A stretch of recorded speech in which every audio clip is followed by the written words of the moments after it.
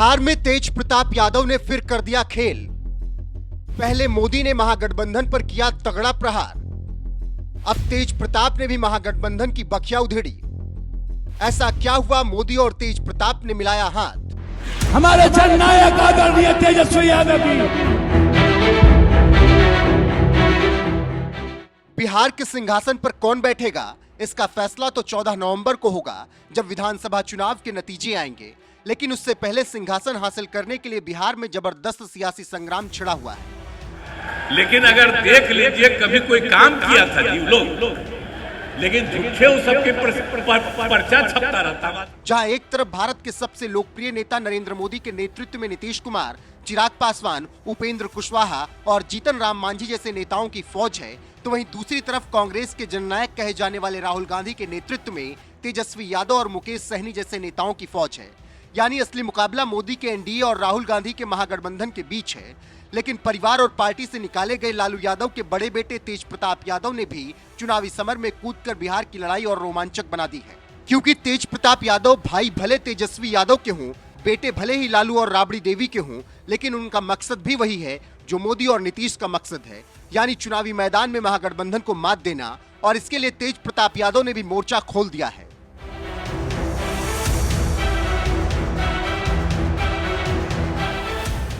दरअसल बिहार चुनाव में सत्ता हासिल करने के लिए छिड़ी जंग के बीच जननायक शब्द को लेकर भी जबरदस्त वार पलटवार हो रहा है। एक तरफ जहां कांग्रेस नेता और समर्थक राहुल गांधी को जननायक बताने में लगे हुए हैं, तो वहीं दूसरी तरफ कुछ ही दिनों पहले बिहार की धरती पर रैली करने पहुंचे पीएम मोदी ने जननायक के मुद्दे पर कांग्रेस को लताड़ते हुए इसे जननायक कर्पूरी ठाकुर के अपमान से जोड़ दिया। मुझे आपको याद दिलाने की जरूरत नहीं है, हजारों करोड़ रुपए के घोटालों में ये जमानत पर चल रहे लोग हैं, जमानत पे।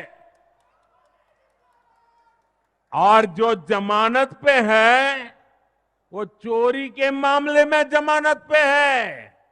अब ये चोरी की इनकी आदत ऐसी है कि अब जननायक की उपाधि की चोरी में जुटे हैं। बिहार के लोग जननायक कर्पूरी बाबू का ये अपमान कभी नहीं सहेंगे, कभी नहीं सहेंगे।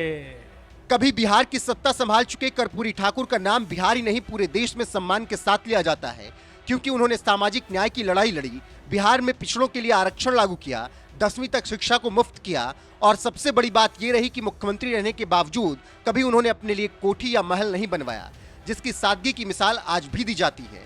ऐसे महापुरुष को पूरा देश जहां जननायक कहता है, तो वहीं मोदी सरकार ने साल 2024 में उन्हें भारत रत्न जैसे भारत के सर्वोच्च नागरिक सम्मान से नवाजा। यही वजह है कि जब कांग्रेस नेता और समर्थकों ने राहुल गांधी को जननायक कहना शुरू किया, तो पीएम मोदी ने इसे कर्पूरी ठाकुर के अपमान से जोड़ दिया। बात राहुल गांधी तक ही सीमित नहीं है।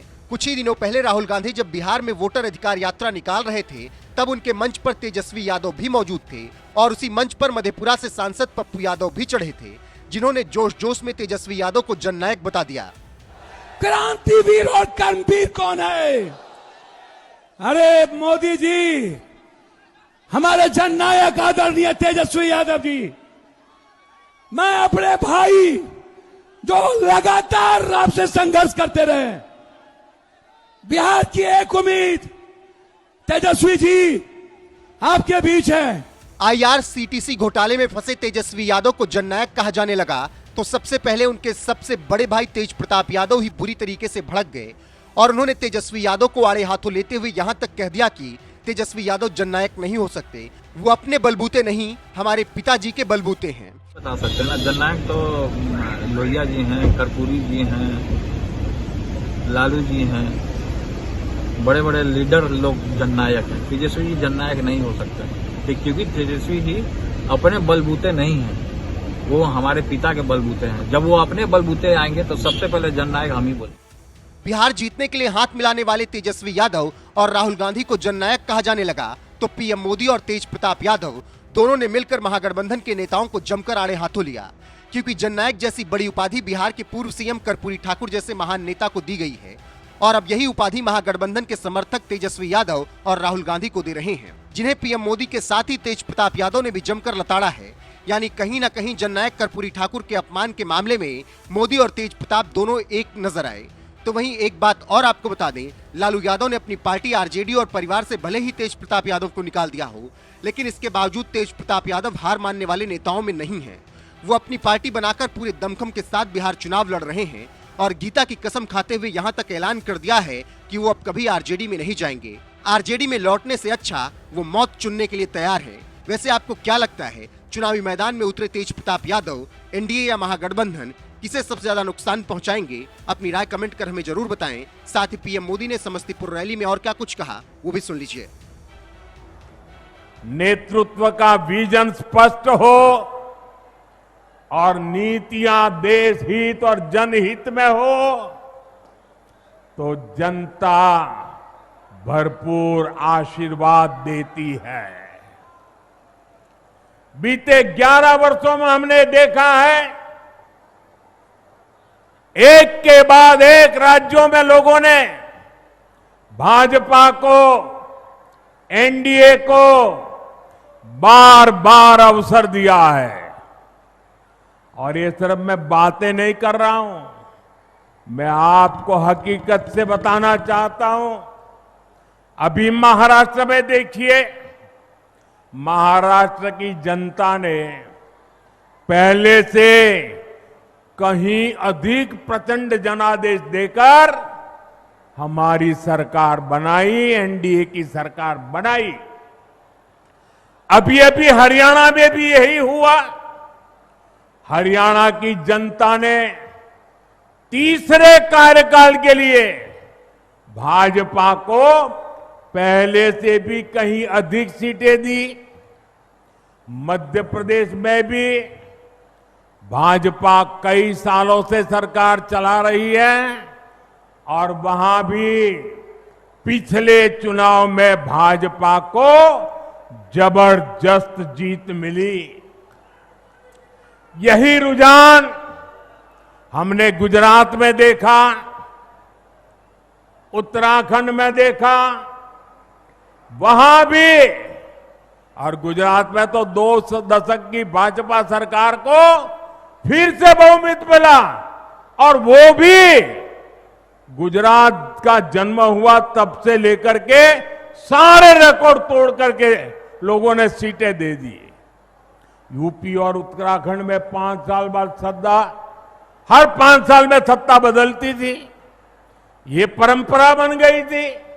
वहां की जनता ने भाजपा को फिर से अवसर देकर एक नई पार्टी बना दी है। साथियों, ये सारे उदाहरण बताते हैं एनडीए यानी सुशासन, एनडीए यानी जनता की सेवा, एनडीए यानी विकास की गारंटी। और इसलिए आज आपका ये उत्साह देखकर मैं कह सकता हूं, इस बार बिहार में भी नीतीश बाबू के नेतृत्व में एनडीए जीत के अपने पुराने सारे रिकॉर्ड तोड़ने वाला है। इन चुनावों में बिहार एनडीए को अब तक का सबसे बड़ा जनादेश देगा।